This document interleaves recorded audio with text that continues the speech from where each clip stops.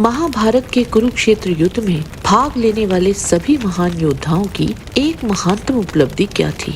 ऐसे तो उन योद्धाओं का युद्ध भूमि में टिक पाना उनके पराक्रम को ही दर्शाता है, परंतु उन सभी योद्धाओं ने एक ऐसा प्रदर्शन करके दिखाया था जो आश्चर्यचकित करने वाला तथा द्वितीय था। आइए जानते हैं महाभारत युद्ध में भाग लेने वाले 10 सर्वश्रेष्ठ योद्धाओं की एक सर्वश्रेष्ठ उपलब्धि। और अगर आपको ये वीडियो पसंद आए तो इसे लाइक और चैनल को सब्सक्राइब अवश्य कीजिए।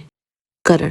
कई लोग ये मानते हैं कि घटोत्कच का वध कर्ण की सबसे बड़ी उपलब्धि थी, लेकिन वास्तव में उनके जीवन की सर्वोच्च उपलब्धि अर्जुन के साथ उनका अंतिम युद्ध था। ये न केवल कुरुक्षेत्र युद्ध में बल्कि पूरे महाभारत महाकाव्य में उनका सबसे उत्कृष्ट प्रदर्शन था। इस युद्ध में कर्ण ने अपनी संपूर्ण शक्ति, कौशल और वीरता का अद्वितीय प्रदर्शन किया। उनके शरीर के महत्वपूर्ण अंग घायल हो चुके थे, रक्त प्रवाह हो रहा था, फिर भी उन्होंने पीछे हटने का विचार तक नहीं किया। ये एक ऐसा युद्ध था जिसमें उनकी जान को गंभीर खतरा था, परंतु उन्होंने कायरता का मार्ग नहीं चुना। अर्जुन जैसे अद्भुत धनुर्धर के साथ इस कठिन युद्ध में उन्होंने अपनी अडिगता और पराक्रम का परिचय दिया। कर्ण का ये युद्ध उनके असाधारण धैर्य, अदम्य साहस और अप्रतिम युद्ध कौशल का प्रतीक है, जो उन्हें महाभारत के महानतम योद्धाओं में अद्वितीय स्थान प्रदान करता है।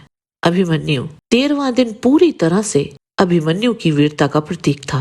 उस दिन उन्होंने कौरव पक्ष के प्रत्येक महारथी को परास्त किया और चक्रव्यूह के भीतर ही कौरव सेना को ध्वस्त कर दिया। उनकी अप्रतिम शक्ति और युद्ध कौशल को स्वयं द्रोणाचार्य ने स्वीकार करते हुए कहा कि उस दिन अभिमन्यु को पराजित करना लगभग असंभव था।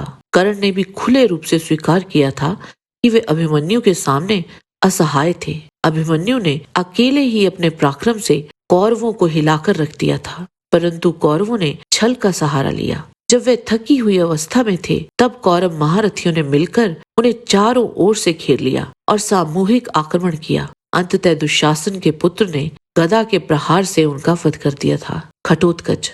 14वीं रात घटोत्कच की अद्भुत वीरता और मायावी शक्तियों की साक्षी थी। वे लगभग अजेय थे। केवल कर्ण और अश्वत्थामा ही ऐसे योद्धा थे जिन्होंने उन्हें पराजित करने में सफलता पाई। घटोत्कच ने अपने पराक्रम से कौरव सेना में इतनी भारी तबाही मचाई कि कर्ण को वह दिव्य शक्ति अस्त्र जिसे उन्होंने अर्जुन के लिए सुरक्षित रख रखा था, घटोत्कच के विरुद्ध उपयोग करना पड़ा।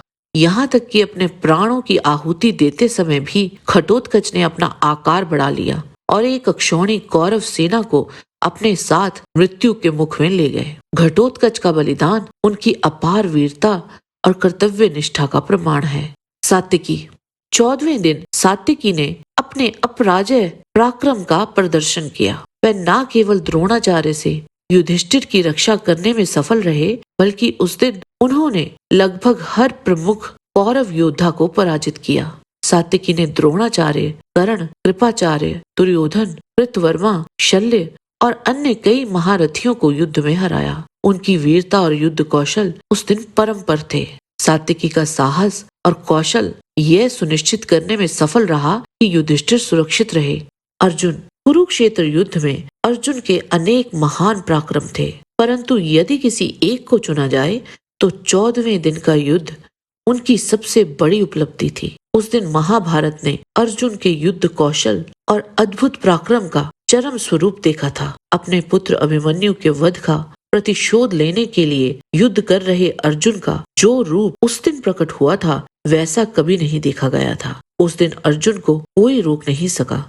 कर्ण, अश्वत्थामा, दुर्योधन, शल्य, भूरिश्रवा और कई अन्य महारथियों ने मिलकर उन पर आक्रमण किया, लेकिन अर्जुन ने सभी को एक साथ परास्त कर दिया। उन्होंने द्रोणाचार्य द्वारा बनाए गए 3 व्यूहों को ध्वस्त कर दिया, 7 अक्षौणी कौरव सेना का विनाश कर दिया और अंत में जयद्रथ का वध कर अपनी प्रतिज्ञा पूरी की। यह निस्संदेह अर्जुन का सबसे महान पराक्रम था।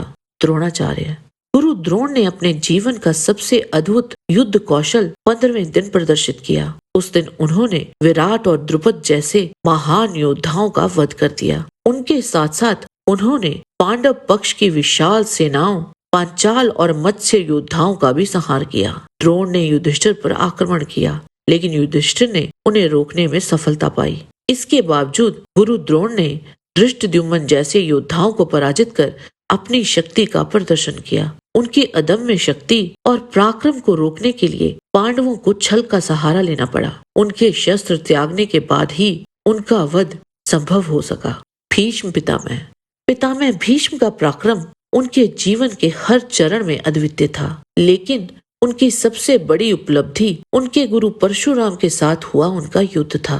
गुरु परशुराम जी जैसे महान योद्धा को पराजय स्वीकार करने पर विवश करना भीष्म पितामह की सर्वोच्च उपलब्धि थी, जो उन्हें महाभारत के महानतम योद्धाओं में विशेष स्थान प्रदान करती है। अश्वत्थामा का सर्वोच्च पराक्रम 15वें दिन द्रोणाचार्य के वध के बाद प्रकट हुआ। उस दिन उन्होंने 2 परम अस्त्रों का एक के बाद एक प्रयोग किया, नारायणास्त्र और एक उन्नत आग्नेयास्त्र।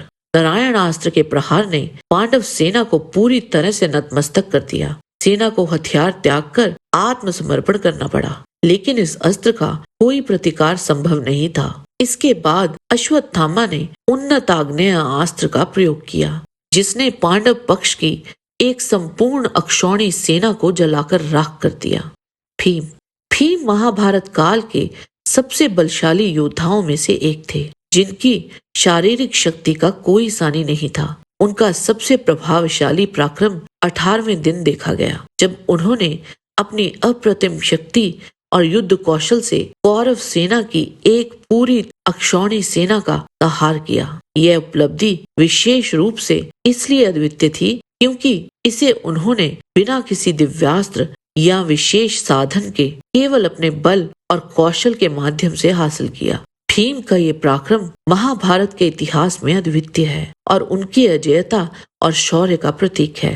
भगदत्त 12वें दिन भगदत्त ने अपने विलक्षण पराक्रम से युद्ध भूमि में अपनी छाप छोड़ी। उन्होंने भीम को इस कदर पराजित किया कि भीम को रणभूमि से पीछे हटना पड़ा। इसके बाद भगदत्त ने अभिमन्यु को कुचलते हुए गंभीर रूप से घायल कर दिया। भगदत्त ने अर्जुन के साथ एक घोर युद्ध किया, जिसमें उन्होंने वैष्णवास्त्र का प्रयोग किया। यह अस्त्र इतना शक्तिशाली था कि श्री कृष्ण को अपनी दिव्य शक्ति से अर्जुन की रक्षा करनी पड़ी। हालांकि भगदत्त इस घमासान युद्ध के बाद जीवित नहीं रह सके, परंतु फिर भी उन्होंने उस दिन एक बेजोड़ पराक्रम को दर्शाया था। जय श्री कृष्ण। आज के वीडियो में बस इतना ही।